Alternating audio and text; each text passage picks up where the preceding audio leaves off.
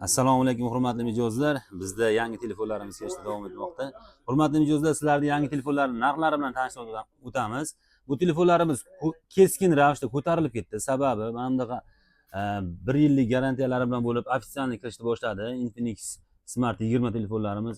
Bu telefonlar oldingi narxlaridan 300 ming, 400 ming, 500 ming, hatto 600 minggacha qo'shilyapti so'mda. 30, 40, 50 dollargacha qo'shilib farq qilyapti. Sifatli, ertadan keyin obnovleniya qilganda chiqib ketmaydi emaklari, qulflanib qolish, bloklanish bo'lmaydi bu telefonlarimizda.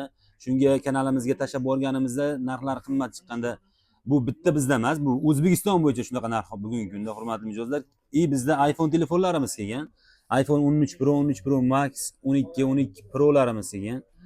Telefonlarimizni narxi o'zgarmagan. iPhone telefonlarimiz xuddi shunaqa narxda chiqaveradi. 13 Pro'larimiz 400 dan 450 dollargacha ideal holatdalari, 12larimiz 250 dollardan 280 dollargacha chiqadi. 11larimiz zo'r holatdalari 180 dan 220 dollargacha chiqadi hurmatli mijozlar. Barchalarni do'konda kutib qolamiz. Muddati to'lovga qilib beryapmiz hurmatli mijozlar. Kimga shunaqa xizmatlar kerak bo'lsa, do'konda kutib qolamiz. Mana bugungi kunda hozir ishonch vakili, xodimi Eldorbek ukamiz shartnomalarni rasmiylashtiryapti. Bizda ishonchdan shartnoma qilmayman degan mijozlarimiz ham chiqib qolyapti. Agar shunaqa holatlar bo'lib qolsa, yuksalish orqaligi ham bor.